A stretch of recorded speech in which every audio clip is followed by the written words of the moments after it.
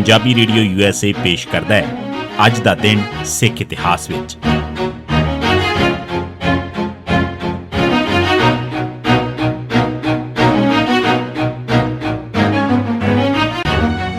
ਸਿੱਖ ਇਤਿਹਾਸ ਦੀਆਂ ਘਟਨਾਵਾਂ 'ਚ 11 ਮਾਰਚ ਦਾ ਦਿਨ 1748 ਅਹਿਮਦ ਸ਼ਾਹ ਦੁਰਾਨੀ ਮੀਰ ਮੰਨੂ ਹੱਥੋਂ ਮੰਨੂਪੁਰ ਵਿਖੇ ਹਾਰਿਆ।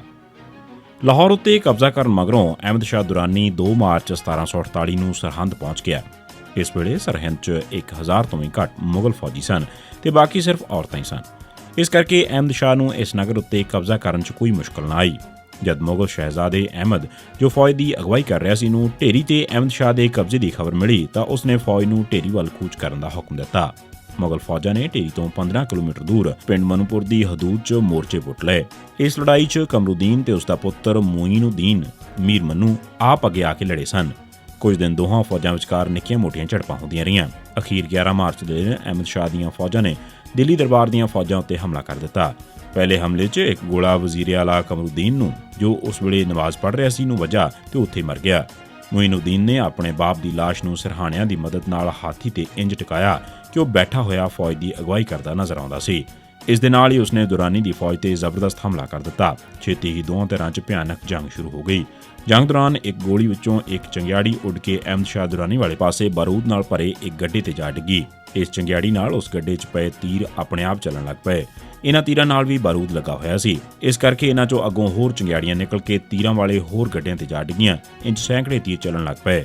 ਇਸ ਨਾਲ ਅਹਿਮਦ ਸ਼ਾਹ ਦੀਆਂ ਫੌਜਾਂ ਵਿੱਚ ਭਾਜੜ ਪੈ ਗਈ ਤੇ ਉਹ ਆਪਣੀ ਹਿਫਾਜ਼ਤ ਵਾਸਤੇ ਲੁਕਣ ਤੇ ਭੱਜਣ ਲੱਗ ਪਏ। ਇਹ ਵੇਖ ਕੇ ਮੁਗਲ ਫੌਜਾਂ ਨੇ ਇੱਕ ਹੋਰ ਜ਼ਬਰਦਸਤ ਹੱਲਾ ਬੋਲਿਆ। ਹੁਣ ਅਫਗਾਨ ਫੌਜਾਂ ਇਸ ਦਾ ਟਾਕਰਾ ਨਾ ਕਰ ਸਕੀਆਂ ਤੇ ਅਹਿਮਦ ਸ਼ਾਹ ਨੂੰ ਮੈਦਾਨ ਛੱਡ ਕੇ ਪਿੱਛੇ ਮੁੜਨਾ ਪਿਆ।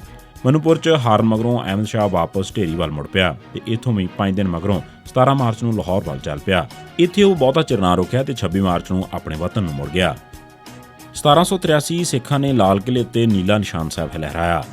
11 ਮਾਰਚ 1783 ਦੇ ਦਿਨ ਸਿੱਖ ਫੌਜਾਂ ਜੱਸਾ ਸਿੰਘ ਆਹਲੂਵਾਲੀਆ, ਜੱਸਾ ਸਿੰਘ ਰਾਮਗੜੀਆ, ਬਘੇਲ ਸਿੰਘ, ਰਾਏ ਸਿੰਘ ਵਗੈਰਾ ਦੀ ਅਗਵਾਈ ਹੇਠ ਲਾਲ ਕਿਲ੍ਹੇ ਅੰਦਰ ਵੀ ਦਾਖਲ ਹੋ ਗਈਆਂ ਤੇ ਕਿਲ੍ਹੇ ਉੱਤੇ ਖਾਲਸੇ ਦਾ ਨੀਲਾ ਨਿਸ਼ਾਨ ਸਾਹਿਬ ਲਹਿਰਾ ਦਿੱਤਾ।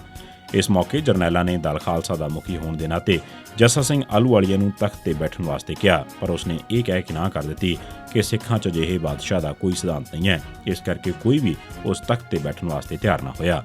1921 ਜਥੇਦਾਰ ਕਰਤਾਰ ਸਿੰਘ ਝੱਬਰ ਤੇ ਹੋਰ ਸਾਥੀ ਗ੍ਰਿਫਤਾਰ। 11 ਮਾਰਚ 1921 ਦੇ ਦਿਨ ਪੁਲਿਸ ਦੀ ਇੱਕ ਵੱਡੀ ਧਾੜ ਨੇ ਨਨਕਾਣਾ ਸਾਹਿਬ ਦੇ ਗੁਰਦੁਆਰਿਆਂ ਨੂੰ ਘੇਰਾ ਪਾ ਲਿਆ। ਉੱਥੇ ਝੱਬਰ ਤੇ ਉਸਦੇ ਸਾਥੀਆਂ ਨੂੰ ਗ੍ਰਿਫਤਾਰ ਕਰ ਲਿਆ ਗਿਆ ਤੇ ਉਸ ਉੱਤੇ ਚੋਰੀ ਡਾਕੇ ਦੇ ਝੂਠੇ ਕੇਸ ਪਾ ਕੇ ਉਸ ਨੂੰ 7 ਸਾਲ ਇੱਕ ਕੇਸ 'ਚ, 3 ਸਾਲ ਇੱਕ ਤੇ ਇੱਕ ਹੋਰ ਕੇਸ 'ਚ 8 ਸਾਲ ਫਸਾ ਕੇ ਕੁੱਲ 18 ਸਾਲ ਵਾਸਤੇ ਕੈਦ ਕਰ ਦਿੱਤਾ ਗਿਆ। 12 ਮਾਰਚ ਨੂੰ ਮੂਲ ਸਿੰਘ ਨੂੰ ਵੀ ਗ੍ਰਿਫਤਾਰ ਕਰ ਲਿਆ ਗਿਆ ਤੇ ਉਸ ਨੂੰ ਵੀ 3 ਸਾਲ ਦੀ ਕੈਦ ਦੀ ਸਜ਼ਾ ਸੁਣਾ ਦਿੱਤੀ ਗਈ। ਇੰਜ ਹੀ ਲੱਖਾ ਸਿੰਘ ਨੂੰ ਵੀ ਗ੍ਰਿਫਤਾਰ ਕਰਕੇ ਉਸ ਉੱਤੇ ਝੂਠੇ ਕੇਸ ਪਾ ਕੇ ਕੈਦ ਦੀ ਸਜ਼ਾ ਦਿੱਤੀ ਗਈ। ਹੋਰ ਕੇਸਾਂ 'ਚ ਤਾਰਾ ਸਿੰਘ ਤੇ ਤੇਜਾ ਸਿੰਘ ਪੁੱਚਰ ਨੂੰ ਵੀ ਕੈਦ ਕੀਤਾ ਗਿਆ ਤੇ ਤਕਰੀਬਨ 11 ਸਾਲ ਤੇ 9 ਸਾਲ ਕੈਦ ਦੀ ਸਜ਼ਾ ਦਿੱਤੀ ਗਈ। 11 ਮਾਰਚ 1922 ਨੂੰ ਬੱਬਰ ਅਕਾਲੀਆਂ ਨੇ ਪੁਲਿਸ ਮੁਖਬਰ ਨੰਬਰਦਾਰ ਬੂਟਾ ਸਿੰਘ ਵਾਸੀ ਨੰਗਲ ਸ਼ਾਮਾ ਨੂੰ ਖਤਮ ਕਰ ਦਿੱਤਾ। ਐਕਸ਼ਨ ਕਰਨ ਵਾਲੇ ਸਨ ਪਿਆਰਾ ਸਿੰਘ ਧਾਮੀਆਂ, ਧੰਨਾ ਸਿੰਘ ਬਹਿਬਲਪੁਰ ਤੇ ਬੰਤਾ ਸਿੰਘ ਧਾਮੀਆਂ। ਪੰਜਾਬੀ ਸੂਬਾ ਬਣਾਉਣ ਵਿਰੁੱਧ ਜੰਗ ਦੇ ਐਲਾਨ ਹੇਠ 11 ਮਾਰਚ 1966 ਨੂੰ ਜਨਸੰਘੀਆਂ, ਜੋ ਕਿ ਹੁਣ ਭਾਜਪਾ ਦੇ ਨਾਂ ਨਾਲ ਜਾਣੀ ਜਾਂਦੀ ਹੈ, DAV ਸਕੂਲਾਂ ਤੇ ਕਾਲਜਾਂ 'ਚੋਂ ਮੁੰਡਿਆਂ ਦੇ ਜਲੂਸ ਕੱਢੇ ਤੇ ਸਿੱਖਾਂ ਦੇ ਘਰਾਂ, ਦੁਕਾਨਾਂ ਤੇ ਗੁਰਦੁਆਰਿਆਂ ਉੱਤੇ ਹਮਲੇ ਕੀਤੇ। ਉਹਨਾਂ ਦਾ ਪੁਲਿਸ ਨਾਲ ਟਕਰਾਅ ਹੁੰਦਾ ਰਿਹਾ। ਅੰਮ੍ਰਿਤਸਰ 'ਚ ਕਾਂਗਰਸ ਦਾ ਦਫ਼ਤਰ ਵੀ ਸਾੜ ਦਿੱਤਾ ਗਿਆ। ਪੰਜਾਬ 'ਚ ਕਈ ਸ਼ਹਿਰਾਂ 'ਚ ਕਰਫਿਊ ਵੀ ਲਾ ਦਿੱਤਾ ਗਿਆ। 1985 'ਚ ਜਦੋਂ ਰਾਜੀਵ ਗਾਂਧੀ ਨੇ ਮਹਿਸੂਸ ਕੀਤਾ ਕਿ ਹੁਣ ਪੰਜਾਬ 'ਚ ਅਕਾਲੀ ਆਗੂਆਂ ਦਾ ਆਧਾਰ ਖਤਮ ਹੋ ਰਿਹਾ ਹੈ ਤੇ ਖਾੜਕੂ ਹਾਵੀ ਹੋ ਰਹੇ ਨੇ, ਤਾਂ ਉਸਨੇ 11 ਮਾਰਚ 1985 ਦੇ ਦਿਨ 8 ਵੱਡੇ ਅਕਾਲੀ ਆਗੂ ਰਿਹਾ ਕਰ ਦਿੱਤੇ। ਅਗਲੇ ਦਿਨ ਸਟੂਡੈਂਟ ਫੈਡਰੇਸ਼ਨ ਤੋਂ ਪਾਬੰਦੀ ਵੀ ਹਟਾ ਲਈ ਗਈ।